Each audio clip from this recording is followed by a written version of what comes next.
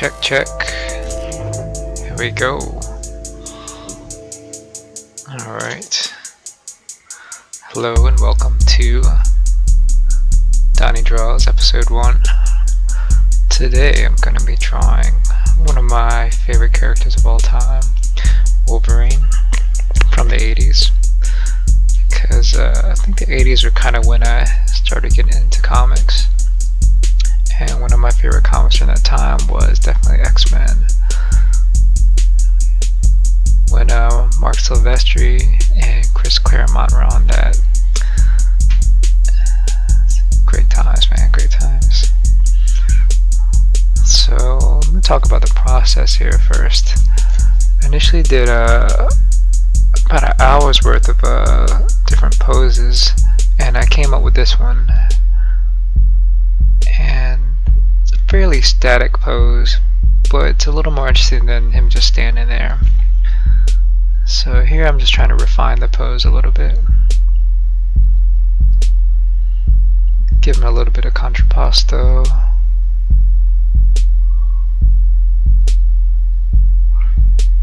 Here I'm redrawing, just putting in more detail. My process right now is to just do a bunch of iterations and try to improve each time, try to get it tighter and tighter.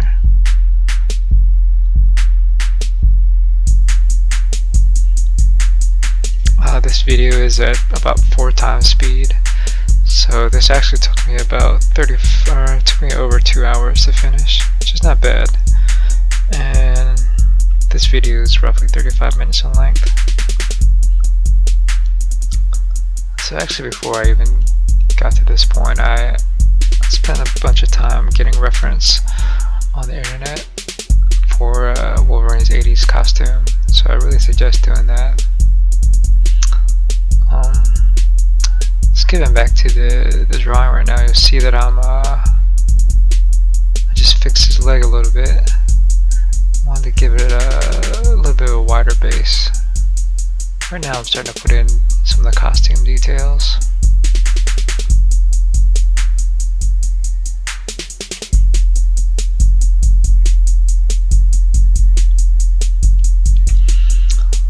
As far as my process goes,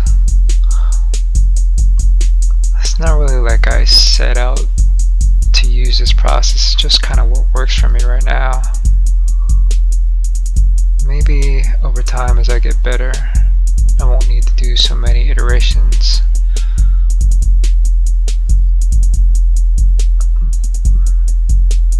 But it's a lot of just trying things out and figuring how things work for me right now, so I get something I like. So here I am doing another iteration, going over some details of the head, doing some more pencil marks.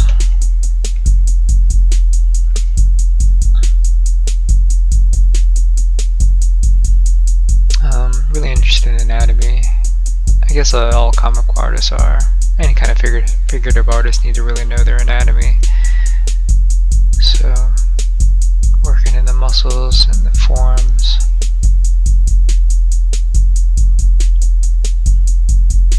I guess I'd like to talk a little bit about why I like Wolverine in general. I guess number one, the design is really cool, you know. For some reason, those claws and the sharpness of his helmet, just something really cool and dangerous, I guess, about that. And another big thing is, I guess in the comics he's supposed to be kind of pretty short, about 5'3", and me personally I'm about 5'4". And in most comics, you know, the characters are supposed to be, you know, these huge dudes like Superman or Captain America. But here you've got a sort of an undersized character who is as tough as anybody else. So I think a lot of comic fans tend to be younger, and you know, they can relate to being sort of undersized, you know, although many of them may grow out of that eventually. For me, I never really grew out of that, so at the time I think it was pretty cool to have an example of a character who's stuff, you know? And I guess it's cool that he's also indestructible, basically indestructible, very hard to kill, and he has his healing factor. Oh, here I am fixing his leg a little bit, giving it a little bit of a wider base. One of the nice things about Photoshop is, you know, you can do these sort of adjustments pretty easily. So the lasso selection, and I'm moving the arm a little bit just because his claws were kind of overlapping with the sharp little thingies on his boot. And I'm fixing his head too, the angle's a little bit off. Thing about digital versus traditional, with traditional art you can kind of easily back up and see the whole picture, but with digitally you kind of zoom in and zoom out, it's kind of hard to see the whole thing all at the same time. So while you can't make these sort of easy adjustments in traditional art, you have a better sense of the overall figure and composition, so it's not so much an issue really. So it sort of kind of evens out. Me personally, I prefer traditional art, and at some point in the future I'll probably do a video of me drawing like with pen and pencil and ink. So while I was preparing to do this video and getting reference, watched this YouTube video called Top 10 Worst Things That Happened to Wolverine, and I'll leave a link to it in the bottom in the description. But you know, all the stuff he's been through, like being crucified, torn in half by the Hulk, ran over with a steamroller by the Punisher, you know, all his lovers have been killed.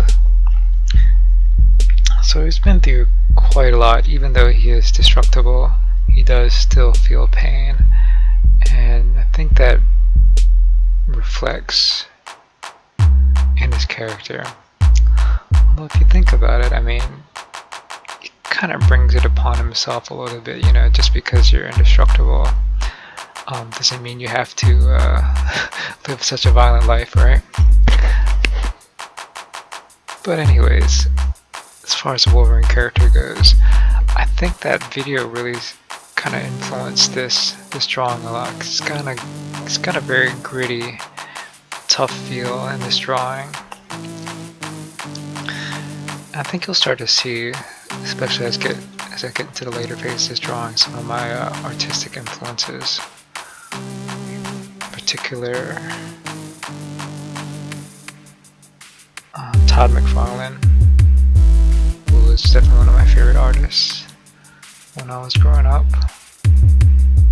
You kind of see it in all the sort of detail and extra lines I put into it. And then more recently I've been looking at a lot of Frank Quitely. I wasn't really into comics when he first started working, but I've sort of more recently started to become a real big fan of his. I think you'll see it a little bit in the way I approach. I really like the way his unique style as far as drawing the X-Men was. The big influence right now is Bern Hogarth. He did the Dynamic Anatomy series. Dynamic Anatomy, Dynamic Heads, Dynamic Hands, Dynamic Lighting, and there's something about the way he simplifies the human form. You know, I really like when artists understand the human form as shapes in space, as opposed to thinking about it in sort of like a photographic or cinematographic forms. And then there's also Tim Vigil. He does a lot of really gritty stuff. He did this character called Grips and Faust, who seem to be really influenced by Wolverine because they have sort of similar weapons like these hand claws. and without even the helmets are sort of similar. Then another one I'm kind of with the finishing, you'll see a little bit more, is this artist named Pusshead. He used to do a lot of record covers and illustrations back in the day, and I used to do skateboard designs. He did a lot of the artwork for Metallica.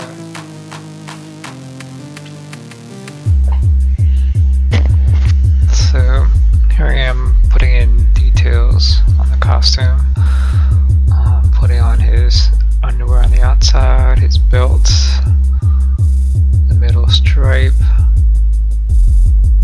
and again this is all off of a bunch of reference I found on the internet on 80s Wolverine's costume.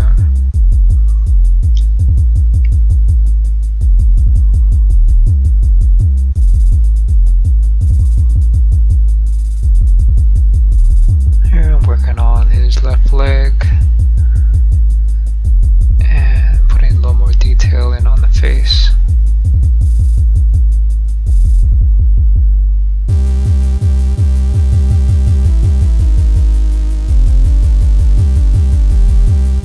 Again, just, you know, going over each one, trying to get it tighter and tighter.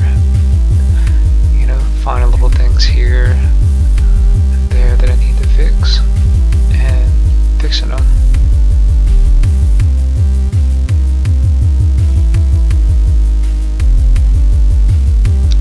Here I was a little unsatisfied with the way his arm was twisting.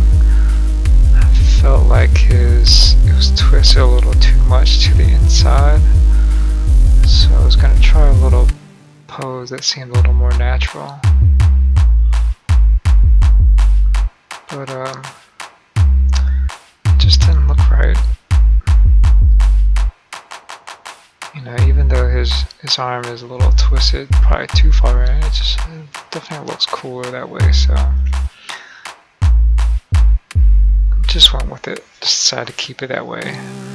You know, maybe in the future I'll be able to get it to look more anatomically correct. But sometimes, given the choice between anatomical correctness and it looking cool, you know, this is comic book art, so you probably want to just go with it looking cool. This is not medical illustration.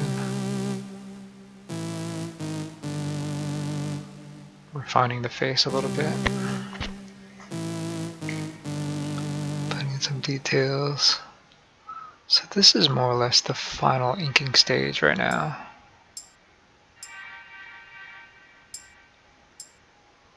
I'm darkening the helmet.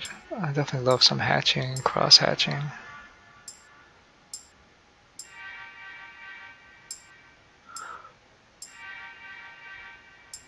You know, there's very few hard edges in reality, and you're translating essentially gray tones, continuous tones of reality, into discrete black and white line work.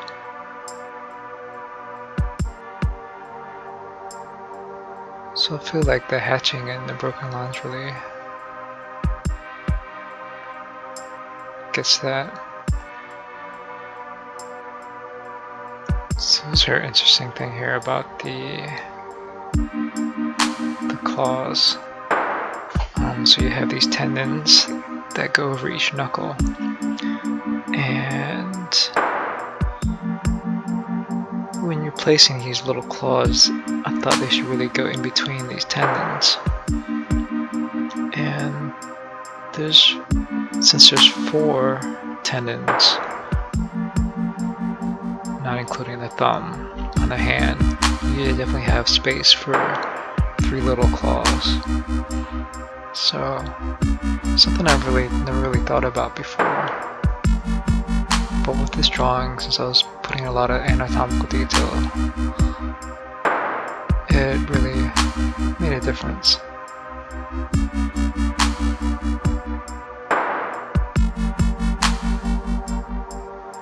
So putting in the arms, starting to hatch in the arms a little bit. shoulder, pecs.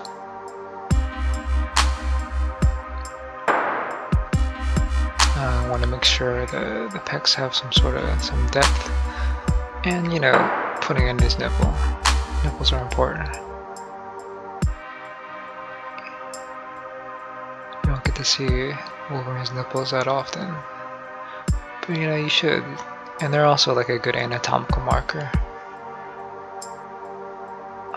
For Hogarth in particular, he uses that as a line for where the serratus and the obliques sort of meet. So if we draw a line from the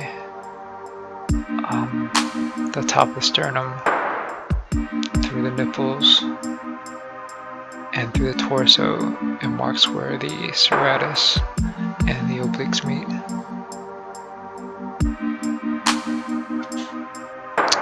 Refining the hands here.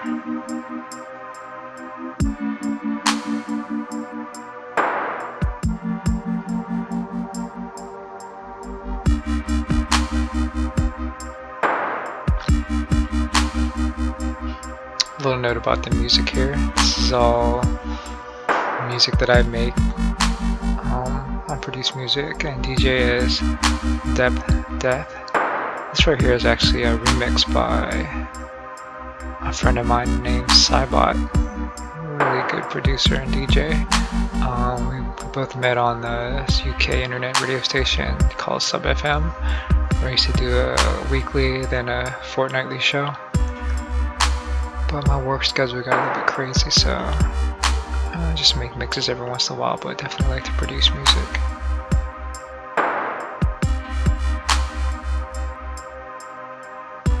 And I like really bassy music, which is perfect for these voiceovers, because if you know anything about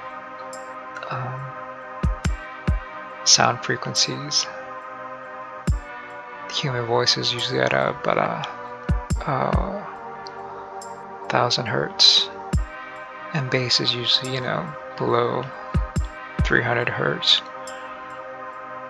So bass music leaves a lot of room for the voice to sit in nicely.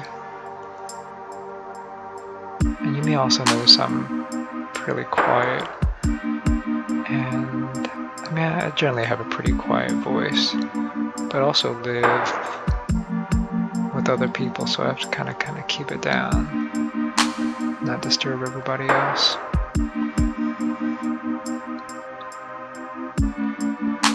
Here I am, putting a little more detail. So the final inking.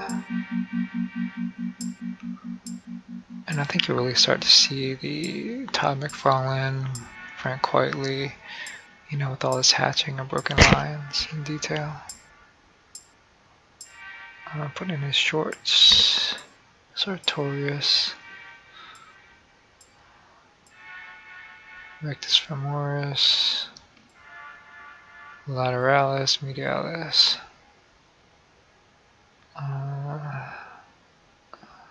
Those sort of inside leg muscles, all that stuff around the knees, tibialis anterior, gastrocnemius, fibula, tibia, then the toes. And I kind of wanted to have you sort of feel the toes and the boot too.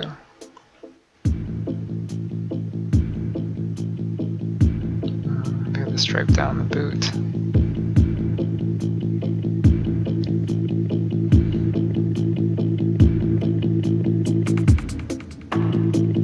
I don't know if there's much to say right now. I'm kind of just watching me draw right now, so.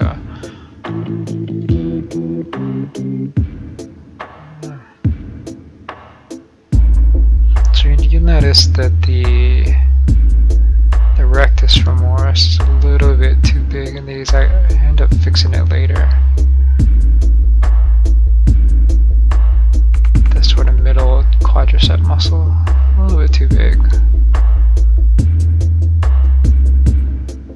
Had a really hard time with that left leg. Wasn't sure what it was doing, where it was in space. It should be actually sort of moving back a little bit behind his right leg, not my right.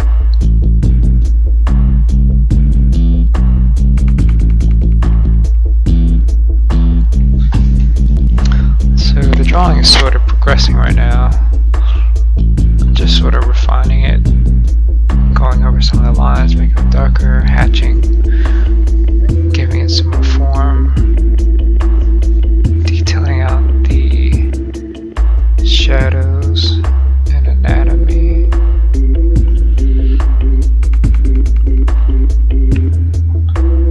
So while that's going on, I guess I'll talk a little bit about my background, since this is my first video. I've been drawing, for a long time, like most people. Eventually went to college for art. I think I always knew I wanted to be a comic book artist. That was definitely the form I was most interested in.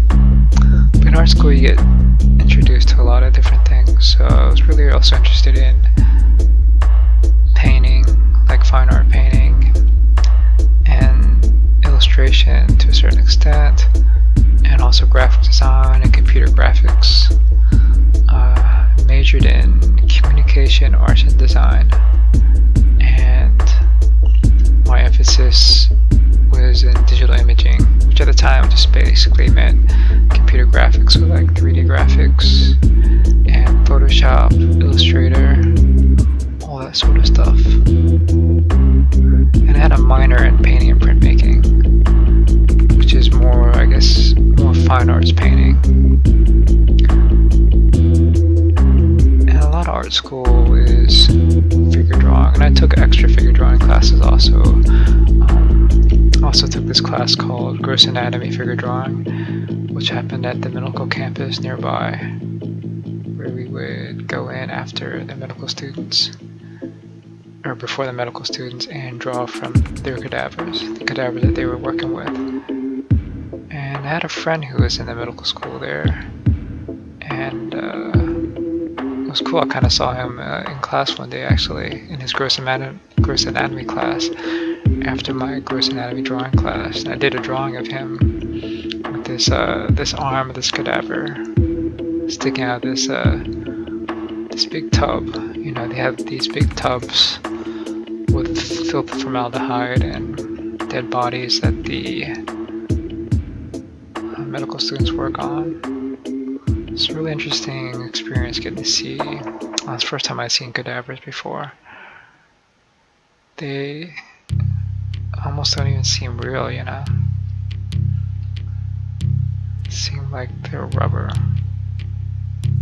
And, the flesh, I guess since it's all dried out, it doesn't look like, what you think of as flesh. So that was art school.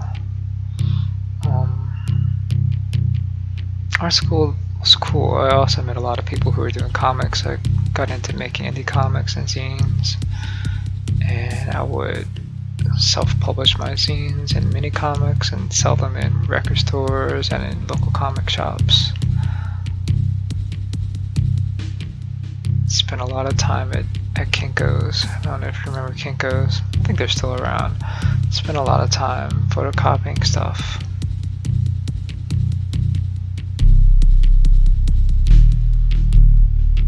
Back to this drawing right now, you notice I'm starting to putting in the heavier outlines.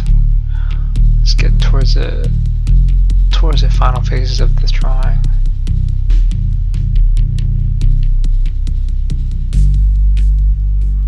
And adjusting the darkness on the initial ink lines. Because I don't think I was using it at 100% opacity on the original drawing, or the original ink lines, before these heavy ink lines.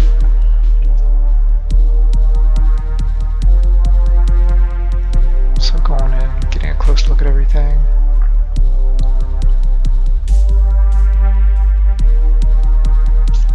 But I don't know, I guess I have to say I maybe got distracted during college. Or maybe just wanted to explore a little bit.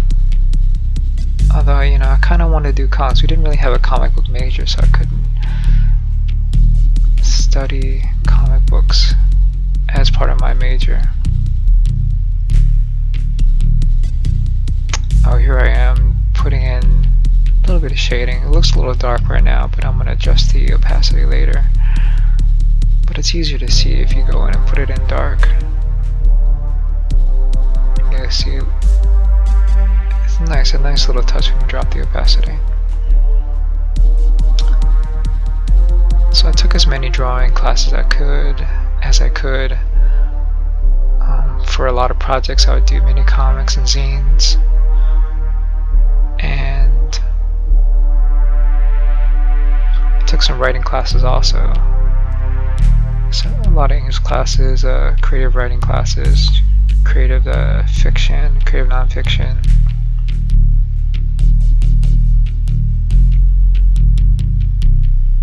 And ended up getting a job as a graphic designer where I get to do a little bit of illustration here and there. All the time still making my own comics and zines.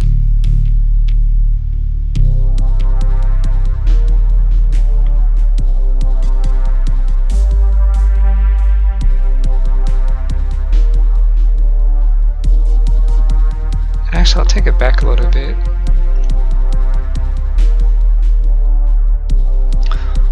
Like a lot of people, I used to make comics when I was in junior high and middle school too. Just my own comics, you know, hand drawn, stapled together. Often do it with friends of mine. Here I'm just putting in some color for his costume. And I had a friend in high school who started a comic company actually. And I did some sample pages for him and worked from his scripts. And that was, I guess, my first taste of like the industry. He actually went on to publish a couple comics. I think he owns a comic book store right now. Though my stuff never got published by him. It was still a good experience, you know. And often use some of his projects as projects from my art class too.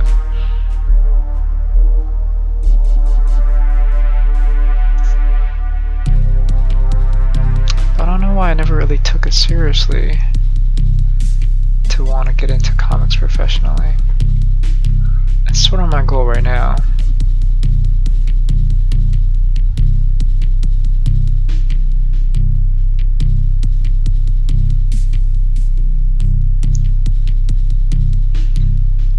I don't know, I just never, I mean, I don't know, it starts to get kind of psychoanalytical if I start thinking about too much why I didn't pursue this earlier. But at this point in my life, I feel like I've done a lot professionally, except do comics and become an artist full time. So that's kind of what I'm working towards. We'll see if it happens. You know, I have a day job, and I take it seriously, and I'm good at it, and I'm professional in everything I do. This doing art stuff, doing comics is sort of my lifelong career ambition. I think maybe it's finally to the point where I'm mature enough to pursue this.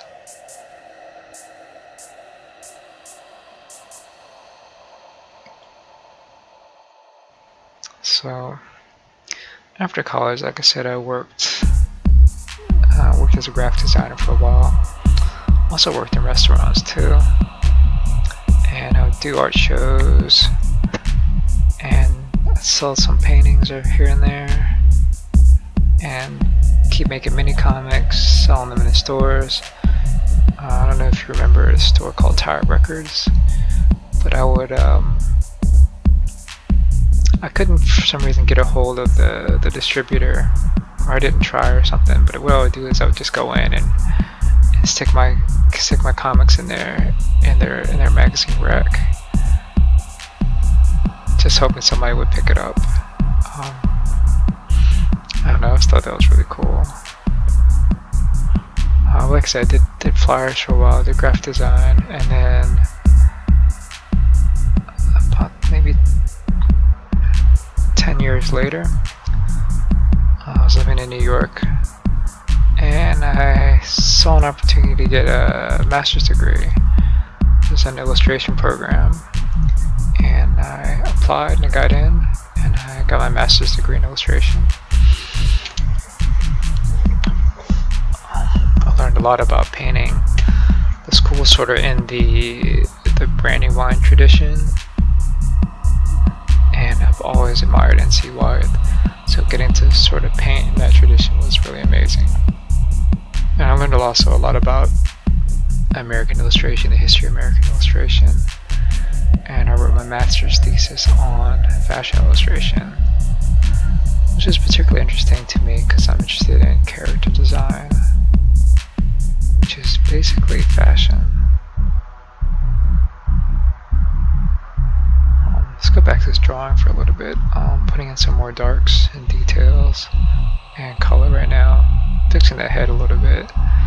The angle was a little bit off. He's looking almost straight on.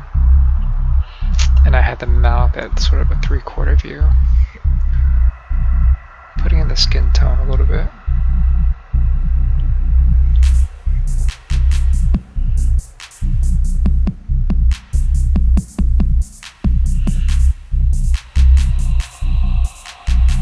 Trying to get the variation in skin tone right. I don't know if I want to keep using this coloring technique. I mean, it looks nice. It looks gives it a lot of texture and feels somewhat painterly, but it's really time consuming as opposed to just doing like a self-shading flats. But I don't know, it looks pretty cool. And I think I was trying to drop the opacity a little bit so the drawing comes through a little more.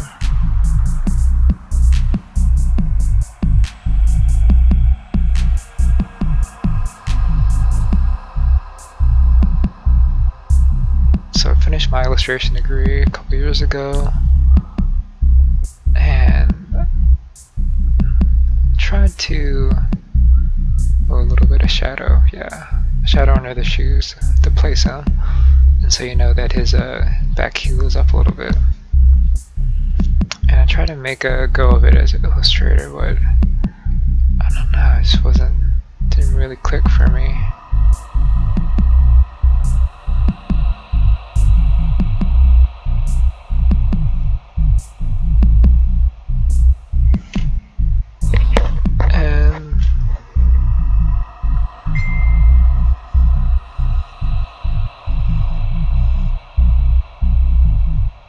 This is the final. There we go. Well, thanks for watching.